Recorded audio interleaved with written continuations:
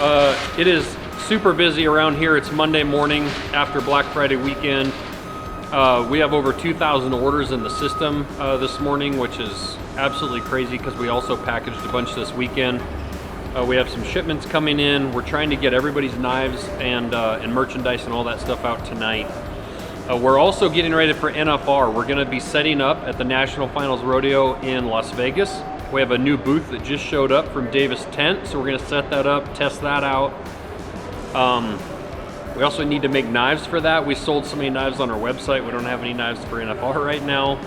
We ran out of our in-stock knives, and we're also trying to get our drops done. So it is insanely busy. We have 2 new employees that started this morning. We're interviewing more people today and tomorrow. Yeah, it just couldn't be busier. So it's all good.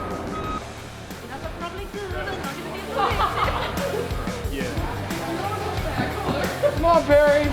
Melissa's the man in our relationship. Come on, Barry.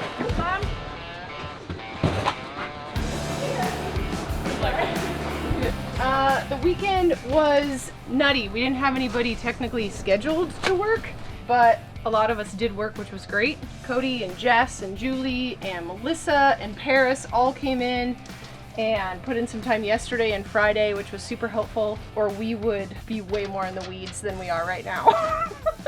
So 2,100 orders that we have to fulfill. Our promise to our customers is that everything goes out next day, which obviously didn't happen with the holiday, but we're gonna do our very best on today being our official next work day to get everything out today. So that is the goal. I think we're gonna come pretty close, if not accomplish it. So wish us luck. Yo. Dude, what's up, man? Check this thing out. So this is dropping this weekend. It's the MKC Dixon Flannel. I was just looking back. This is a 3-year project. We've been working on this for 3 years. Literally, the first 2 months that Josh and I started this company, this is one of the very first companies I reached out to want to actually do a collab. I think I was insane, but like I can't believe it actually like played out. We're looking at this file right now, and it's at December 31st of 2020 was the first time I pitched them on a collaboration, which is just absolutely nuts. And right now we're sitting at December 1st of 2023, and we're finally launching the collab. But it just shows, like, just don't give up, honestly, and just like keep on like pushing and pushing and pushing. And like, Dixon's one company I've always like looked up to. They run drops and stuff like that, and the marketing's absolutely amazing. They always stick to their culture, their brand, and all that stuff. And they make some of the best flannels ever. I probably own a couple dozen of them. So it looks like in January 4th of 2021, I sent out the original email for the collab, and they responded with pretty much like a nice saying like, hey, we're already working with other knife companies, and reach back out when you think you can reach these mins of buy-ins for the collab. And at that time, there was definitely no way in hell we were able to make a minimum purchase with them. That was more than we actually grossed at that time, which is just absolutely nuts. So now we're 3 years in, and we're getting ready to drop this thing, which is just absolutely amazing. So this flannel's badass. It's all about the details of everything that kind of goes into a Dixon flannel. So custom hang tag that has a custom sticker, which is just always awesome. Every single button has the MKC times Dixon collab on it.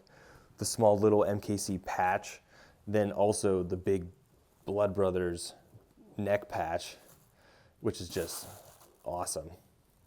And then the coolest thing is we actually convinced them to let us turn the sunglass wipe into an actual knife wipe. So it has the little Speedgoat logo right there, which is awesome because, any t-shirt that I have literally has probably like 6 or 7 little holes down here in the bottom from cleaning off knives in between photo shoots and using them and stuff like that. So these actually look like wipes actually come in like super handy for us. So I'm super excited about these flannels.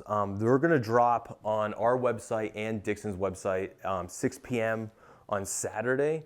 Then also on our website, we're gonna do a Dixon times MKC Speedgoat MagnaCut knife. Super limited run. And I think that's actually the last of the Speed Goat Magna Cuts. So that's your last chance to grab a Speed Goat 1.0 Magna Cut, if that's giving away any clues.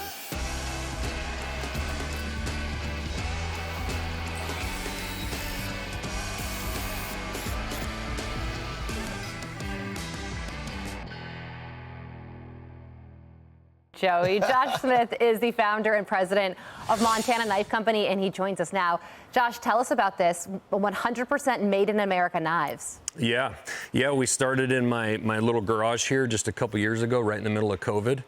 And my daughter actually was helping me grind the first handles, and then we started scaling it up. And now we've got a new facility, and we've got 36 people working for us, and we're just kind of blowing up. It's really cool. You know, you and I were sitting here talking this whole time. I used to work with a knife company, so I really love the quality here is really amazing. Yeah. But tell us about the types of knives you make and what they're used for and where the real deals are or where the real quality is. Yeah, we came out as a hunting knife brand, and that's what we are. We make hunting knives like the one that you've got in your hand there as well.